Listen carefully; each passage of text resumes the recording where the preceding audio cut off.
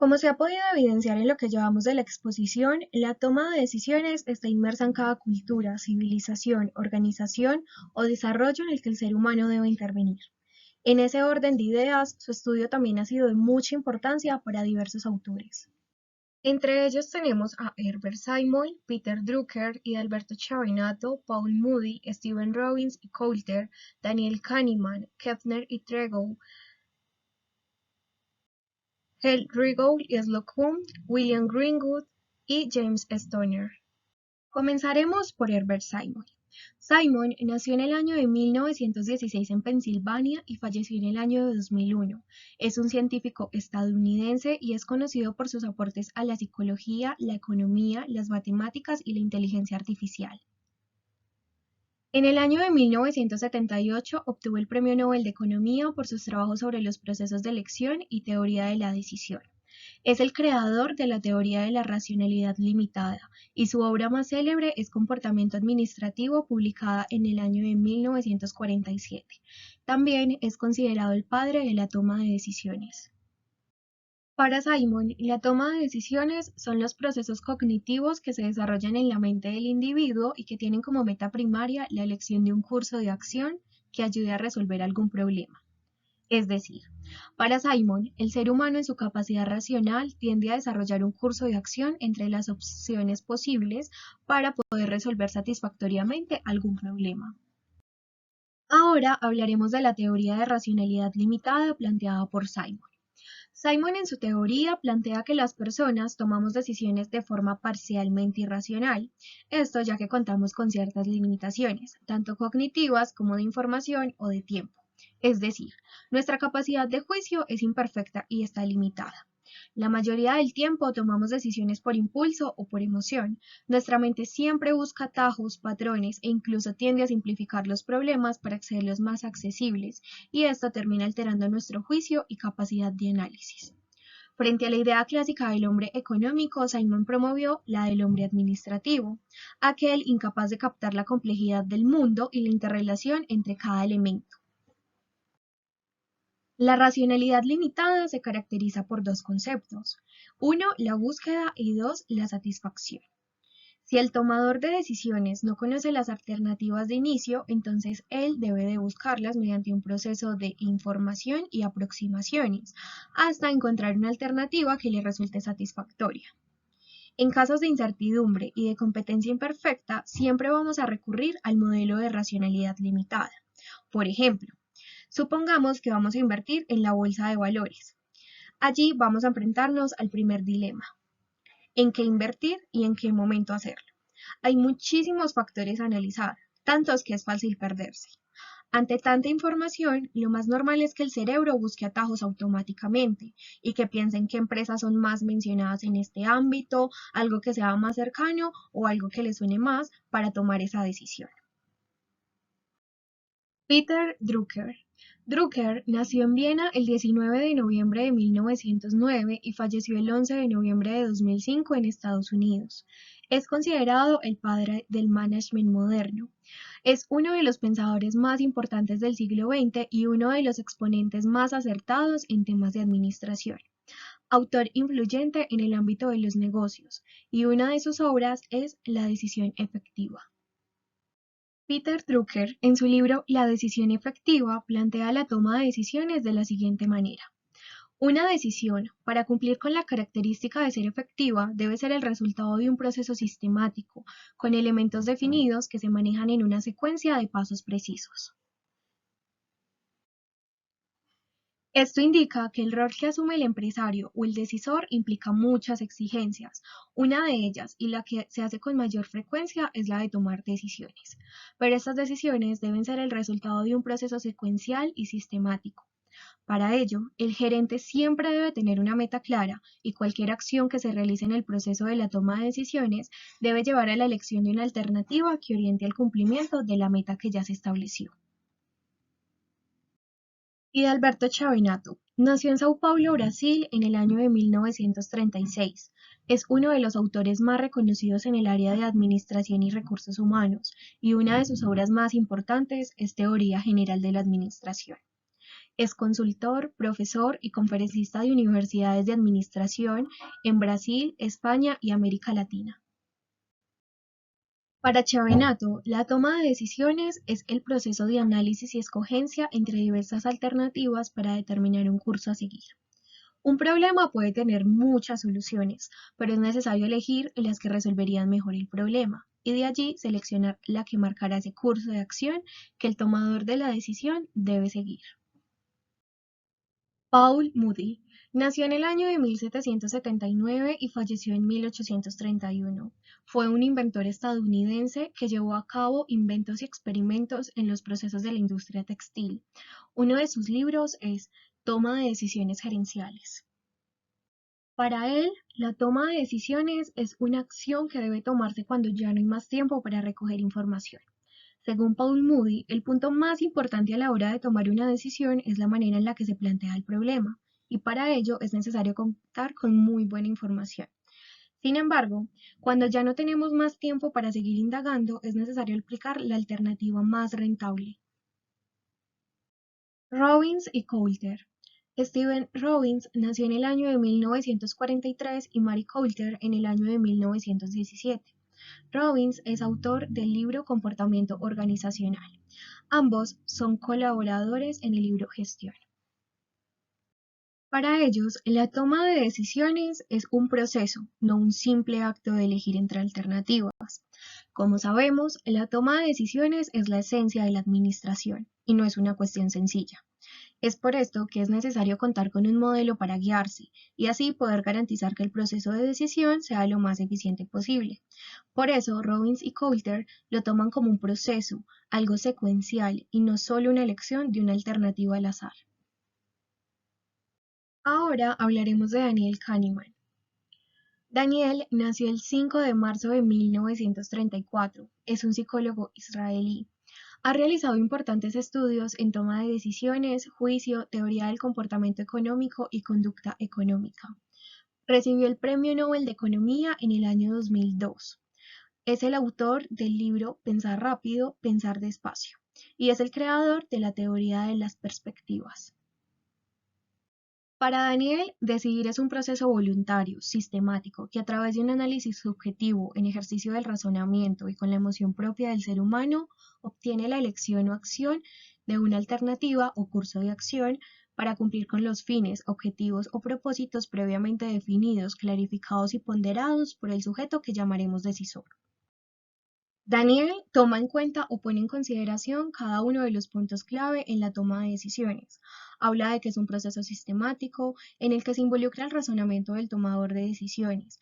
También que a través de una alternativa se elige un curso de acción y que ésta debe estar alineada a los objetivos a los cuales se quiere dar cumplimiento. Teoría de las perspectivas en la toma de decisiones según Daniel Kahneman. Esta teoría también es llamada la teoría de la aversión a las pérdidas y habla sobre cómo valoramos la posibilidad de perder o ganar al tomar una decisión. Cuando existe incertidumbre por los resultados, damos más importancia a las alternativas que están formuladas en términos de ganancia que las que están en términos de pérdidas. Esto es lo que los autores denominan como aversión a las pérdidas, que en otras palabras indica que preferimos evitar pérdidas que obtener ganancias. Por ejemplo, si dos asesores financieros nos proponen invertir en unas mismas acciones, pero el primer asesor destaca que tiene una rentabilidad promedia moderada y el segundo que sus beneficios financieros han disminuido en los últimos años, preferiríamos la oferta del primer asesor porque nos lo está dando en términos de ganancia. Este modelo está basado en el criterio de la utilidad esperada, que indica que escogemos una alternativa que consideramos útil y beneficiosa. Sin embargo, también introducimos un punto de gran importancia, que es el punto de referencia al cual está ligado cada decisión, es como un punto de partida, lo cual es necesario para llevar un buen proceso. Este modelo también refleja el papel de nuestro pensamiento intuitivo, guiado por nuestras capacidades de empatía y por nuestras propias emociones, como un complemento de nuestro pensamiento lógico, aquel que está guiado por nuestras capacidades de análisis y por nuestra propia experiencia. Ahora hablaremos de Kepner y Tregou. Charles Kepner nació en el año de 1922 y falleció en el año de 2016. Es un experto estadounidense en resolución de problemas, además de ser empresario y consultor de gestión. Como dato curioso, tenemos que ha ayudado a cientos de empresas en 60 países.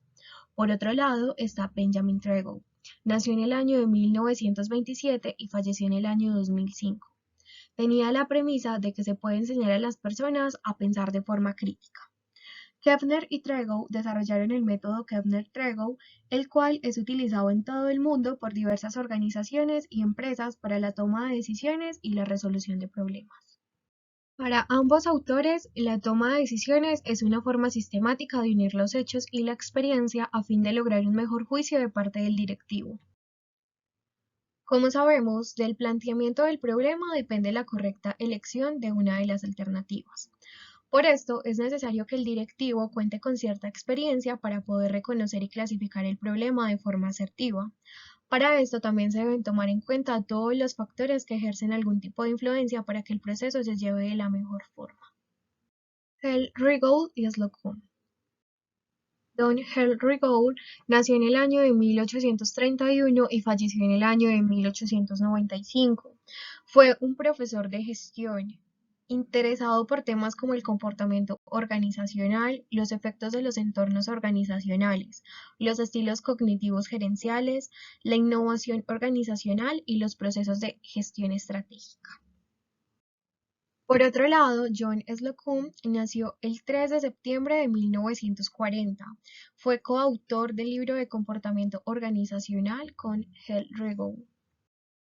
Para ambos autores, la toma de decisiones es el proceso de definición de problemas, recopilación de datos, generación de alternativas y selección de un curso de acción.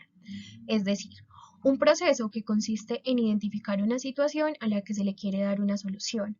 Esto tomando en cuenta información pertinente para elegir las mejores alternativas y optar por la mejor de ellas. William Greenwood. Nació en el año de 1849, es autor del libro Teoría de Decisiones y Sistemas de Información.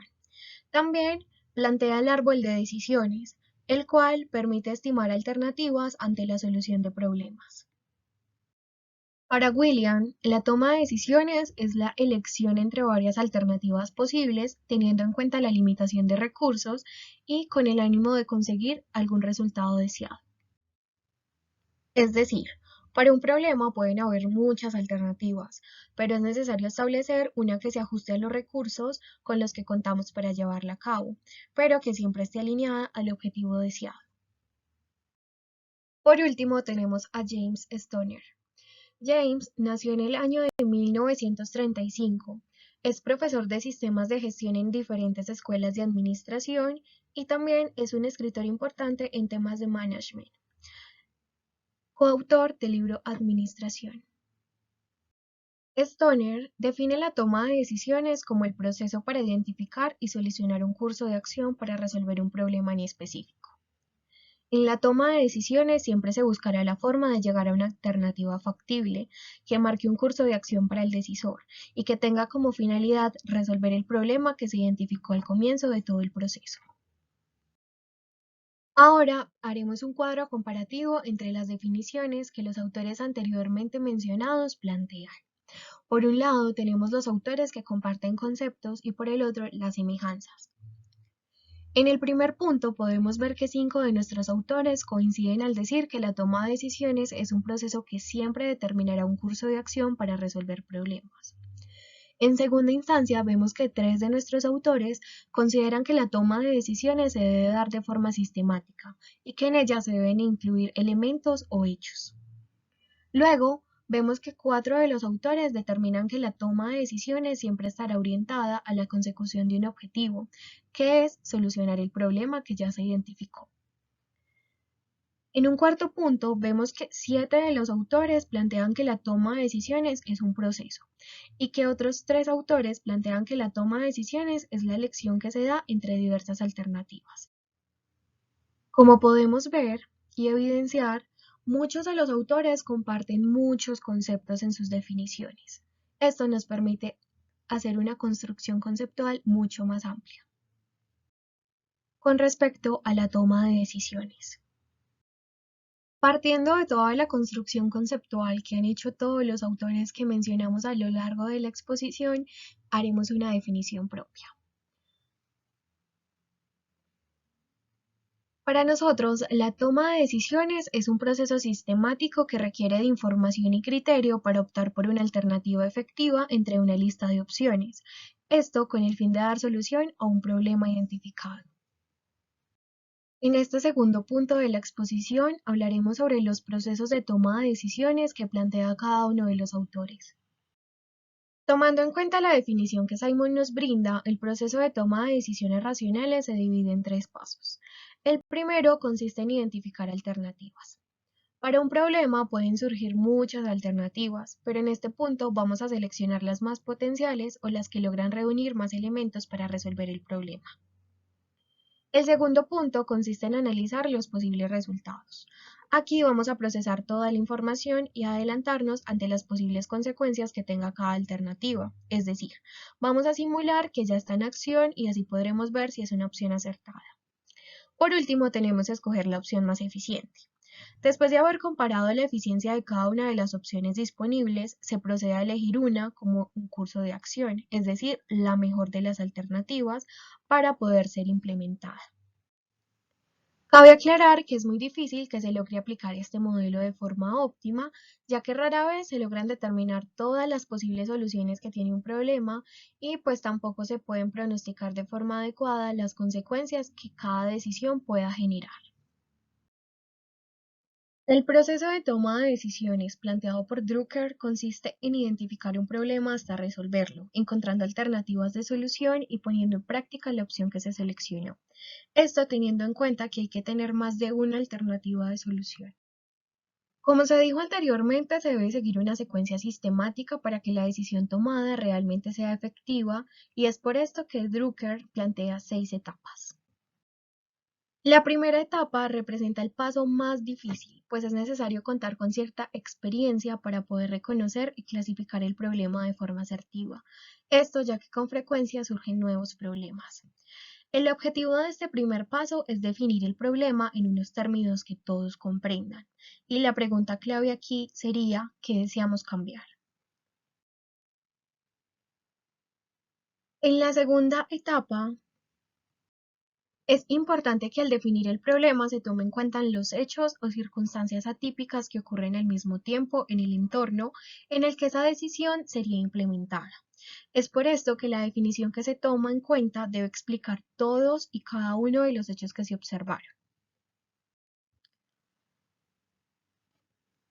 En la tercera etapa, cuando ya se cuenta con suficiente información y se tiene una lista de posibles opciones, solo queda elegir la mejor o establecer las opciones que parezcan más pertinentes. Para esto también se deben establecer las metas que se quieren alcanzar y poner ciertas condiciones. Esto para que la decisión que se tome sea satisfactoria y esté alineada a los objetivos que se pretenden alcanzar. En la cuarta etapa, al elegir la alternativa más adecuada entre las opciones que se tienen, es importante que ésta vaya alineada a los parámetros que se establecieron, ya que de esta forma se podrán obtener los resultados más apropiados para esos objetivos que se quieren alcanzar. Preguntas como quiénes, qué, dónde, cómo, con qué servirán para tomar una buena decisión. En la quinta etapa, después de elegir la mejor opción, es necesario comprobar su validez y efectividad en relación con la realidad, ya que ésta cambia constantemente, y aunque fuera la más efectiva, podría dejar de serlo con el transcurso del tiempo. Por eso es importante hacer una evaluación después de que la decisión ha sido ejecutada.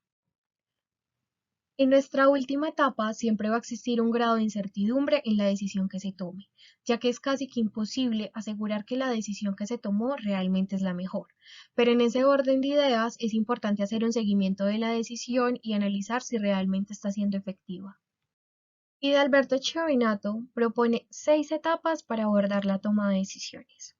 La primera es identificar el problema, situación u oportunidad. En esta etapa se define el problema, posibles causas y también se definen los objetivos a los que estará alineada la decisión. En otras palabras, es un estudio integral de la situación, es decir, Un estudio completo que va a tomar en cuenta y a recoger todos los puntos, factores externos, factores internos, motivaciones, etc. La segunda es obtener información. Obtener información se convierte en la base para tomar una buena decisión, y es en esta etapa en donde se determina la forma de obtenerla. Hablamos de la observación, las entrevistas con el personal, la lectura de informes, los análisis de datos, estadísticas, inventarios, etc. El tercer punto es generar soluciones alternativas. Elaborar una lista con posibles soluciones ante la situación o el problema sin evaluar o determinar su viabilidad, ya que solo estamos tomando en cuenta qué alternativas podríamos llegar a tomar. El cuarto punto consiste en evaluar y elegir la mejor alternativa. En esta etapa se comparan las posibles soluciones y se realiza una evaluación de cada una hasta determinar o elegir la más adecuada para el problema que ya identificamos. Es importante que la opción escogida ofrezca más beneficios que riesgos. El quinto punto consiste en transformar la solución en acción. En esta etapa se implementa la solución escogida, es decir, se lleva a la acción. Vamos a considerar todos los factores necesarios para que esa alternativa que escogimos se pueda llevar a la práctica. Como último, tenemos que evaluar los resultados. La última fase que propone Chavenato consiste en evaluar y monitorear los resultados de esa alternativa que se llevó a la acción, y para ello se determina hasta qué punto se ha logrado satisfacer el problema o la situación con esa alternativa. Paul Moody describe este proceso como un circuito cerrado que inicia tomando conciencia sobre un problema, haciendo un reconocimiento de este y definiéndolo. Por ejemplo, si se calculan los gastos mensuales y se descubre que se gasta más de lo presupuestado, surge la necesidad de una decisión. Luego se analizan las posibles alternativas y las consecuencias que ésta podría generar. Cuando ya se identificaron las alternativas, se debe evaluar cada una de las opciones, es decir, vamos a considerar tanto las ventajas como las desventajas que traería consigo su implementación. Luego, se selecciona la solución más apropiada entre las alternativas que seleccionaron y se evaluaron. Esto con el fin de llegar a uno de los puntos más importantes del proceso de toma de decisiones, que es la implementación de esa decisión que se escogió. Con ello se toma un curso de acción con el cual se espera obtener buenos resultados y a su vez proporcionar retroalimentación al proceso para ver si fue efectivo frente al curso real de los hechos. Según Robbins y Coulter, el proceso de toma de decisiones incluye 8 etapas. La etapa 1 consiste en identificar un problema. El proceso de toma de decisiones comienza con la existencia de un problema o específicamente con una diferencia entre la situación actual y la situación deseada. La etapa 2 consiste en identificar los criterios de decisión, es decir, consiste en identificar aquellos aspectos que son relevantes al momento de tomar la decisión. En otras palabras, aquellas pautas o parámetros de las cuales depende la decisión que se tome. La etapa 3 es asignar pesos a los criterios. Si todos los criterios que se identificaron en la etapa 2 no tienen la misma importancia, quien toma la decisión tiene que jerarquizarlos por prioridad. Esto se hace mediante la asignación de valores. El cuarto punto es desarrollar las alternativas. En la cuarta etapa se tiene que preparar una lista de posibles alternativas, aquellas que puedan ser viables para resolver un problema. En este punto no se hace ningún intento por evaluar las alternativas, solo se enumeran. En la etapa 5, que es analizar las alternativas, después de identificar las alternativas, se debe analizar cada etapa de forma crítica, es decir, deben ser evaluadas de acuerdo con los criterios establecidos en la etapa 1 y en la etapa 2. Esto con el fin de revelar qué ventajas y desventajas traería consigo cada alternativa. En la etapa 6 se selecciona una alternativa. Esta etapa consiste en elegir la mejor alternativa entre todas las que se consideraron. Después de analizar cada alternativa con todos los criterios que se establecieron y de ver si son viables, solo queda escoger aquella que representó mejores atributos para resolver el problema. En la etapa 7, que es implementar la alternativa, se pone en marcha la decisión, lo que consiste en comunicarla y lograr que cada persona se comprometa con ella. Por último, tenemos en la etapa 8 evaluar la eficacia de la decisión. La última etapa de este proceso consiste en evaluar los resultados de la decisión para saber si se resolvió el problema y mirar si realmente fue la más apropiada.